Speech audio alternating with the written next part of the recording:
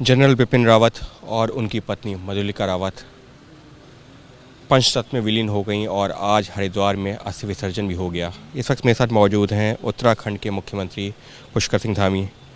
धामी साहब, आज भी जनरल साहब आए तो, लेकिन उनकी अस्थियां आईं। अगर वो जीवित होते तो आज तो उनका कार्यक्रम था, आप भी उस कार्यक्रम में जो है वहाँ पर पहुँचने वाले थे, लेकिन वो खुद नहीं आ पाए।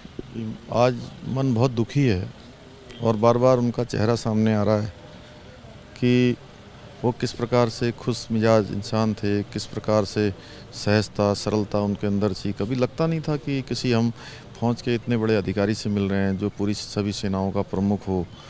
हमेशा वो एक सामान्य व्यक्ति की तरह व्यवहार करते थे। और आज का दिन वास्तव में, मैं जब सुबह आज आईएमए की परेड में जा रहा था, महामहिम राष्ट्रपति जी उसमें आने वाले थे और जनरल साहब को भी उसमें रहना था, तो बहुत उनकी याद आ रही है। लेकिन हम लोग हमेशा, जनरल साहब वैसे ही भले हमारे बीच में सशरीर न हो, लेकिन वो हमारे दिलों में हमेशा ज़िंदा रहेंगे। इस माटी के लाल हैं और यहाँ के लिए उन्होंने बहुत सपने सोचे थे, बहुत सारे काम सोचे थे, बहुत लगाव था उनका यहाँ के लोगों से, यहाँ के सैनिकों से। उनके कल्याण के लिए लगातार वो योजनाएं बनाते थे। और यहाँ पर आज आईएमए का कार्यक्रम प्रस्तावित था जिसमें उनको रहना था। इसके अलावा 4 कार्यक्रम और उन्होंने प्रस्तावित किए हुए थे 4 सेना के स्थानों पर, देहरादून, लैंसडाउन और रानीखेत और एक बनबसा कैंट में। 4 कार्यक्रमों में मुझे उनके साथ रहना था। और एक सबसे बड़ा कार्यक्रम मुझे सागर महार रेजिमेंट में जाकर उनके साथ बार मेमोरियल में श्रद्धांजलि करनी थी।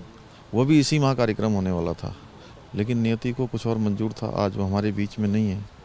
उनके जो सपने हैं या जो उन्होंने उत्तराखंड राज्य के लिए सोचे हैं, यहाँ के पलायन के बारे में, यहाँ के रोज़गार के बारे में, यहाँ के लोगों की आजीविका के बारे में, उन सभी को हम लोग आगे बढ़ाएंगे, उस पर काम करेंगे और उनको सच्ची श्रद्धांजलि देंगे कि जो उन्होंने मार्ग हमारे सामने छोड़ा है, वो माँ भारती के सपूत थे। संपूर्ण जीवन उन्होंने देश के लिए लगाया, सेना के लिए लगाया, समाज के लिए लगाया।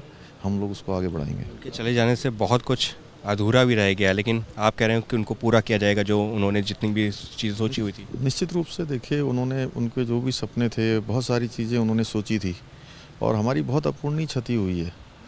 और वो जिस प्रकार के योद्धा थे, उनको सच्ची श्रद्धांजलि यही होगी कि हम सब मिलकर जो उन्होंने हमें मार्ग बताया है और जिस प्रकार से वो बहादुर थे, निडर थे, उसी रास्ते पर हम आगे चलें और उनके जो सोचे हुए काम थे उन सब कामों को आगे बढ़ाएं। जनरल साहब की बेटियों से कल भी मुलाकात की थी दिल्ली में और आज भी मुलाकात हुई है। परिवार के लिए तो बहुत बड़ी क्षति है ही, देश के लिए भी बहुत बड़ी क्षति है।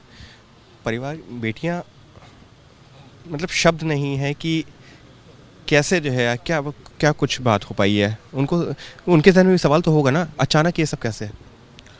देखिए, असामयिक ऐसी दुर्घटना हुई, उनके ऊपर भी बहुत बड़ी विपदा आई है, लेकिन वो दोनों ही चूँकि अपने सैनिक पिता के साथ रही हैं, हमेशा जनरल साहब ने उनको बचपन से बहादुरी से रहना सिखाया है, इसलिए वो उनके अंदर दिखाई दे रहा है। और हमारी बहनें हैं, हमें पूरा उत्तराखंड उनके साथ खड़ा है, हम सब लोग उनके साथ खड़े हैं।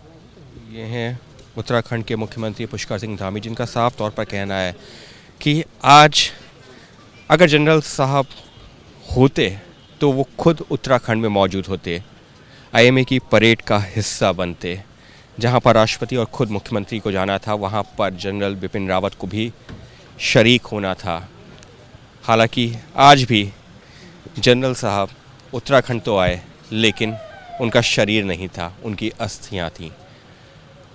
वो अस्थियां जो उनकी बेटियां लेकर आई थीं, जनरल साहब और उनकी पत्नी मधुलिका रावत जी की, जिनको उत्तराखंड में किया गया, या ये कहा जाए कि हरिद्वार में किया गया, गंगा में प्रवाहित। सहयोगी कैमरा पर्सन मनोज त्रिपाठी के साथ अंकित गुप्ता, एबीपी न्यूज़, हरिद्वार।